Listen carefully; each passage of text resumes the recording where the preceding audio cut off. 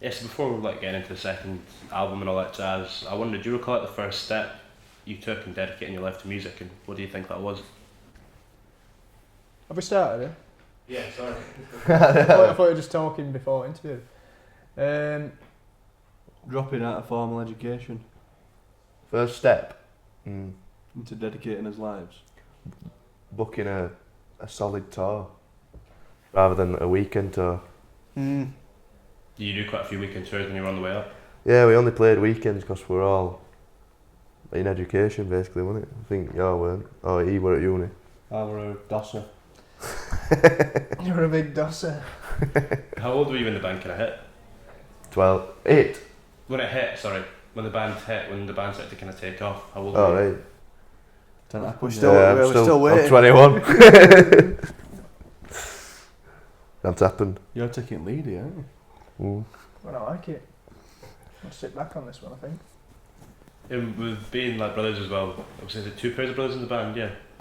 How did you influence each other quite a way when you were growing up? Who kind of got into music first, and did that affect the other? Or? I'd say me and you, to be fair. Our brothers. Because I wanted a guitar, and I couldn't get a guitar unless I showed some interest in getting some lessons at school or something.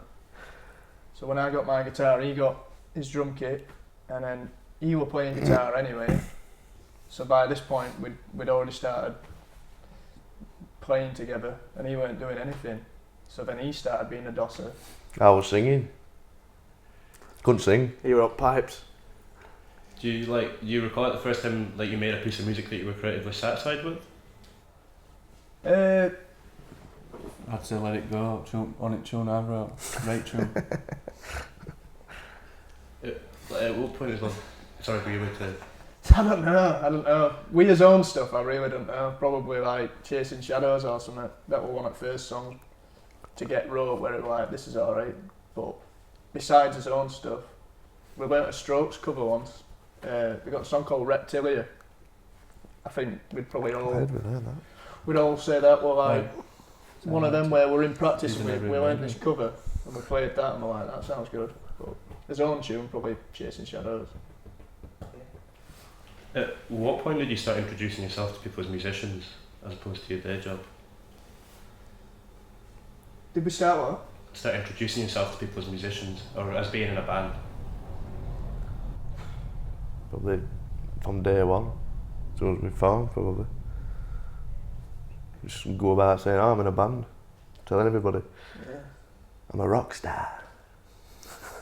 After you put out the first album as well, did you like have a clear trajectory and like kind of an idea in your minds of what you wanted the second record to do and what you wanted the album to be?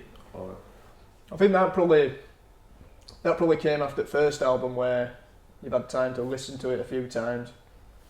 And then when we had enough songs and we started thinking about making a second album, that's when you start thinking what you want it to sound like. But I don't think any of us are that fussed really. Like, we're probably going to end up being one of them bands where we change stuff quite a lot. Like we change the studio, we're recording or producer and that. And when you're doing that kind of thing, it changes anyway. Like the producer makes it sound different. We don't really worry about that unless we really want to change something. And the only change we wanted to make from first album to the second was just don't do as much stuff and fill every single gap up so it just sounds like noise. Have a bit more space and make it a bit more simpler. Do you think we accomplished that? A little bit, but we can still do better if we want to do that. did you use a different producer for this record? Yeah. Big time. We used James Skelly from the Coral. Is he based in Liverpool? Or? He is. Yeah. What kind of an impact did that have upon the process itself of creating the record? Did the songs change quite a lot in the studio? Because I know you'd written quite a few of them kind of even before the first album came out. So did they change in quite a bit in the studio? Or? Definitely. Yeah, we did like a pre-production before every time we recorded a tune with him, so we'd get in the Structure. morning and like just basically just strip it down to bare bones and then work it like that. We'd strip, and then Yeah. we'd strip tunes down. Yeah. I don't know why you made us do that. What conditions? That one of things where you thought, We're freezing as well in that room. I don't know why I've got to do what. This is a strange one. Embarrassing. I was at nipple on. Easy. But with both the albums, I think there's almost like this. It's almost like a deep sense of honesty that kind of emerges from the music, and you feel it, and you can tell how personal it is.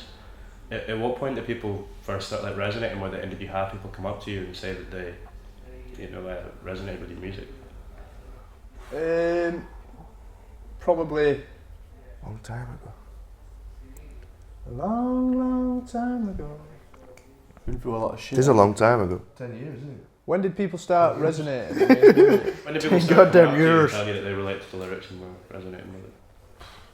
Don't know. Just for ages, really. Like whenever we. I don't think anyone's ever said that, man. No. What? I don't know. It depends. Depends. Like somebody could come up. Like someone came up to me in Belfast and said this one line out of Chasing Shadows, and he was just buzzing with that line. But to me, it was just like whatever. It's just a line. You've never been to Belfast? Do you remember what line it was? Yeah, it was something out of Chasing Shadows, like. I'm always chasing shadows. Yeah, that was it. No, something like everything seems so much better when you're at your tree. I think it was that, Mm. which is clearly not like it's not going to go down in Hall of Fame as one of the best lines ever written, but Not right cryptic, is it? not too cryptic. But he seemed to love it. I don't So- know. It just depends what you're into, doesn't it? Like, depends whatever's going off in your life. Then it might make sense to you, but other people might just be like, I don't get it. So it's all thingy.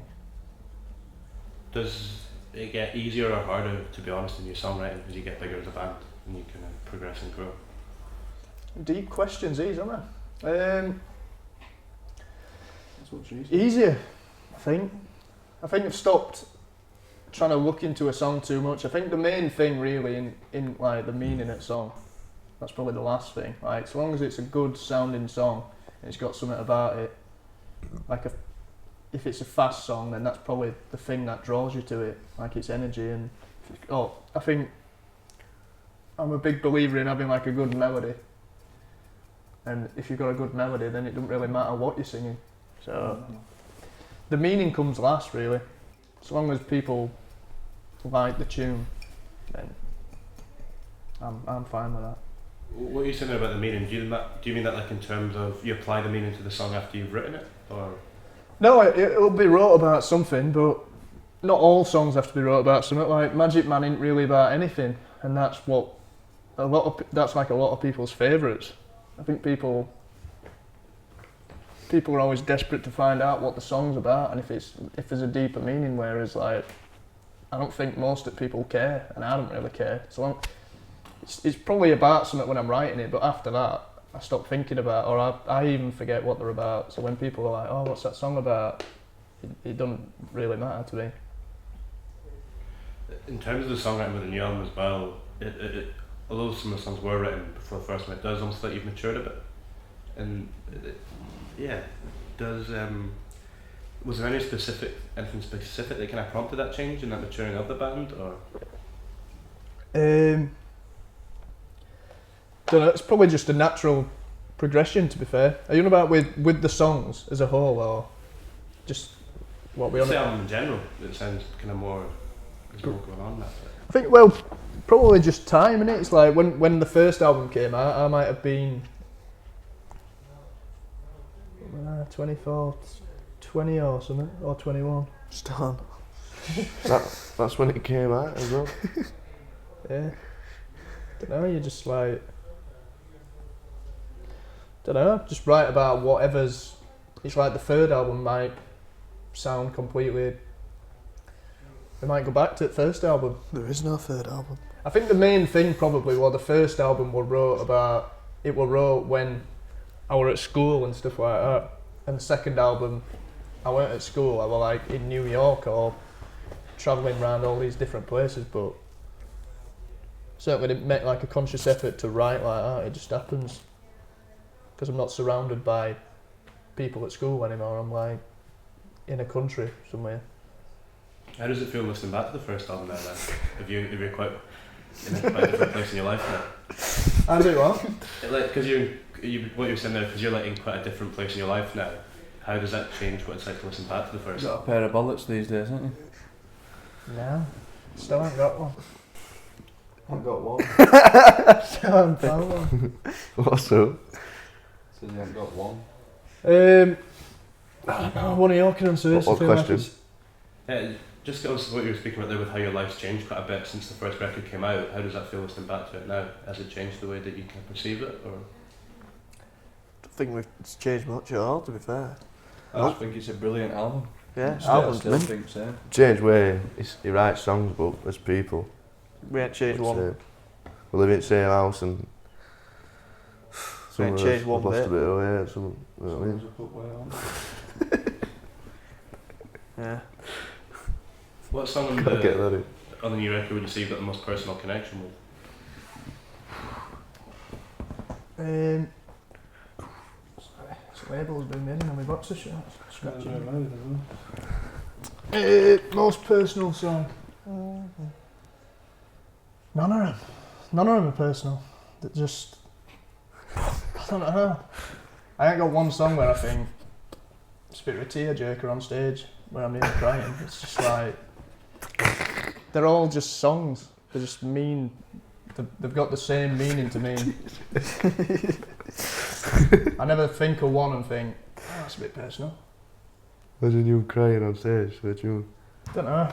I honestly can't answer that. Do the emotions ever come back out on stage that maybe fueled like writing the song? Just anger. No. I forget what the song's even wrote about. Oh, come on. Or if it is wrote about something, it's not. Didn't you write a few songs about you getting your head kicked in? I've got one left to round up. Well, then one more. What would you say is your most rock and roll moment so far? Also. What was that one? His most rock and roll moment. Don't know. We played in Manchester once, and when we got on stage, I had a big, I think it's called a cob of bread. Honestly, like that big, and it was just in front of my mic stand. That is rock and roll. This is rock and roll. And I ran all up over. to it and booted it, and it nearly took his head off, and I wish it did. I wish bread had hit him in the face, and it would have The thing is been. that I took it like a champ. That's best rock and roll moment the last 10 years. That. I think That's probably our baddest thing. baddest, yeah. No, now. That was Nasty. probably when police come in the hotel room. Mm-hmm. We had like this was like years ago, we had like a, That were up the same, wasn't it? played in Sunderland, I think, and we like having like a full bottle of, a couple of bottles of JD, and then next minute we were in somebody else's hotel room. Naked. No, like having a party or whatever, and then I think your two like were having sprints, like having sprint races down the corridor, and it just got out of hand. Whatever happened, and this woman kept coming up from reception, going, "Calm it down, lads, or we're gonna ring police." And then next minute, police come in hotel room, and we all pretended to be asleep. But naked. And yeah, That's it. that's the end of that one. Well, thank you very much. Appreciate it, guys. Thanks. Cheers, Nice mate. one. Thank you, pal.